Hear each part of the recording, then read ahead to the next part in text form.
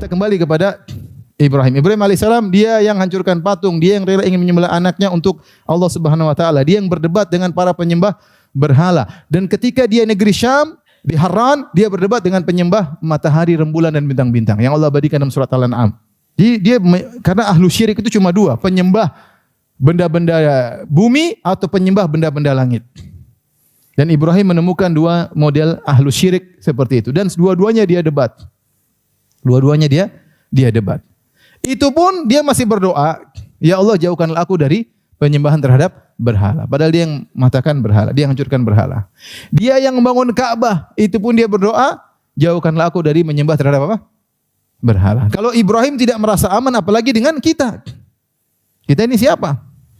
Siapa yang di antara kita aman dari syirik? Siapa di antara kita aman dari ujub? Siapa dari kita aman bergantung kepada selain Allah? Kita ini kadang-kadang sudah ngaji tauhid tapi ketika ada sesuatu kita enggak bergantung pada Allah, bergantung pada sebab. Ini kalau ada orang ini insya Allah tapi hatinya ke orang tersebut bukan kepada Allah. Pergi ke dokter hatinya tergantung kepada dokter bukan kepada Allah Subhanahu wa taala. Sering kita seperti itu. Kita merasa aman. Dan kita enggak tahu di penghujung kita ada syubhat, ada ini, ragu tentang Tuhan, tiba-tiba ragu tentang Tuhan. Gara-gara baca syubhat, kita enggak tahu. Iblis membisikkan dalam hati. Siapa yang merasa aman?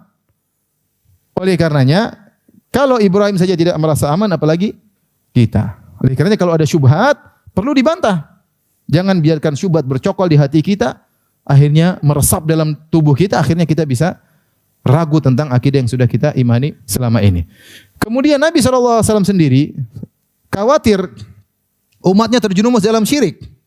Kata Nabi SAW, dari hadis Abu Musa al-Asy'ari beliau berkata, rajulun min Bani Kahil, dia berkata, khatabana Abu Musa al-Asy'ari. Abu Musa al-Asy'ari pernah berkhutbah kepada kami.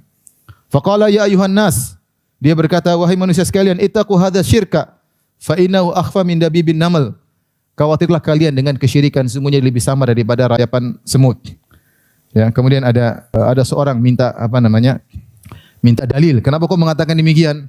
Maka Abu Musa al-Asy'ari menyebutkan dalil. Dia mengatakan khatabana Rasulullah sallallahu alaihi wasallam zata yaumin.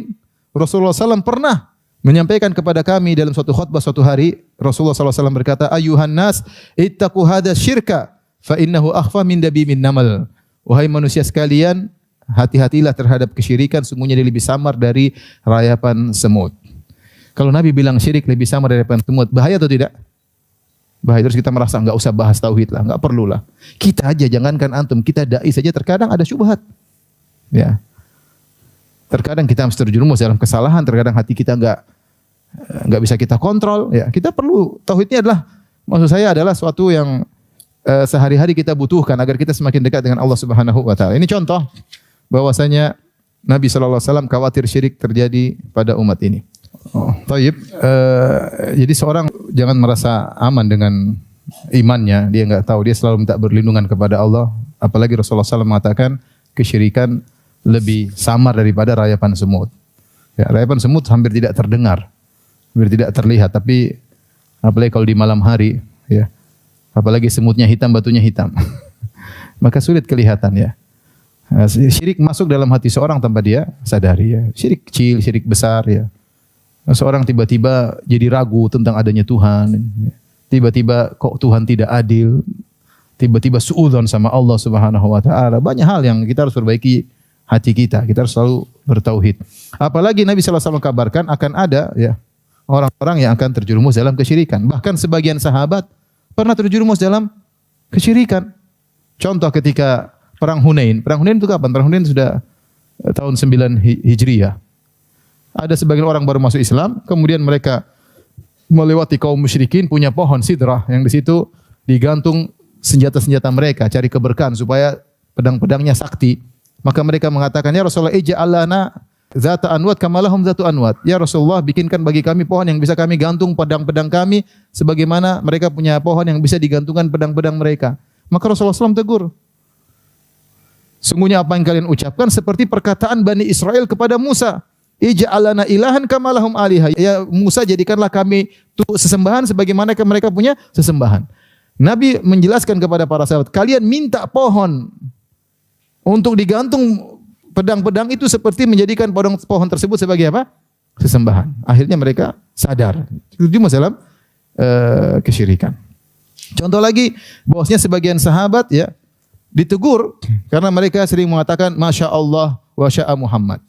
Ditegur. Di antara mereka mengatakan kalau karena bukan kehendak Allah, karena kehendak Allah dan kehendak Muhammad. Ditegur, tidak boleh, itu syirik. Di antara mereka ada yang bersumpah wal Ka'bah, demi Ka'bah, ditegur. Kita aja masih aja, saya sering dengar demi Allah, demi Muhammad, banyak. Saya sering dengar itu, bro. Demi Allah, demi Rasul, enggak boleh bersumpah dengan nama Rasulullah, enggak boleh. Enggak tahu, dia tidak bermaksud apa, tapi itu contoh lafal-lafal kesyirikan. Terlebih lagi, jadi sebagian sahabat pernah terjerumus dalam kesyirikan, ditegur oleh Nabi sallallahu alaihi wasallam, ya. Seperti Rasulullah melihat ada sahabat yang pakai gelang. Rasulullah, ini apa ini? Ini untuk supaya tidak sakit. Rasulullah, inzi'ha, cabut. Kalau kau pakai ini, kau mati, maaflah ta'abadan, kau tidak akan selamat-selamat. Rasulullah tegur. Ada sahabat, padahal sudah jadi sahabat, tapi masih ada sisa-sisa kesyirikan yang mereka lakukan. Ditegur, artinya sebagian sahabat terjerumus dalam kesyirikan, padahal mereka di bawah didikan Nabi SAW karena sebagian ilmu mereka tidak tahu. Kemudian Rasulullah SAW kabarkan di kemudian hari akan ada orang-orang terjerumus dalam kesyirikan, ya. Seperti Rasulullah sallallahu alaihi wasallam bersabda, ya. Kata Rasulullah sallallahu la taqumus saa'ah hatta yalhaqa qabailu min ummati bil musyrikin wa hatta ta'budu qabailu min ummatil awthana. Tidak akan tegak hari kiamat sampai ada kabilah-kabilah dari umatku yang ikut kaum musyrikin. Akan ada bersuku-suku ikut syirik. Dan tidak akan tegak hari kiamat sampai ada kabilah-kabilah dari umatku yang menyembah berhala. Rasulullah yang bilang. Rasulullah SAW mengatakan la tattabi'unna sanana man kana qablakum shibran dhira'an. Akan ada, kalian akan mengikuti sunnah-sunnah orang-orang terdahulu. Sejengkal-sejengkal, sehasta-sehasta, hatta law dakhalu juhra dhabbin la dakhaltumu. Kalau mereka masuk ke dalam lubang dhab, kalian akan ikuti. Siapa? Yahudi Nasrani? Iya, akan ada orang mengikuti kesyirikan mereka. Contoh adalah wahdatul wujud. Kalau orang Nasara mengatakan Allah bersatu dengan Nabi Isa, ada keyakinan Ibnu Arabi mengatakan atau wahdatul wujud, Allah bersatu dengan seluruh apa? Makhluknya. Bukankah Al-Hallaj yang mengatakan aku adalah Tuhan, Tuhan adalah aku? Ada. Kita ini enggak masuk akal. Apakah ada orang Islam meyakini Tuhan bersatu dengan makhluknya? Ada. Sampai sekarang masih ada orang bela-bela keyakinan apa? Wahdatul wujud. Lebih parah dari Nasara. Nasara hanya membatasi Tuhan bersatu dengan Nabi Isa. Ini bersatu dengan banyak, ya. Kemudian juga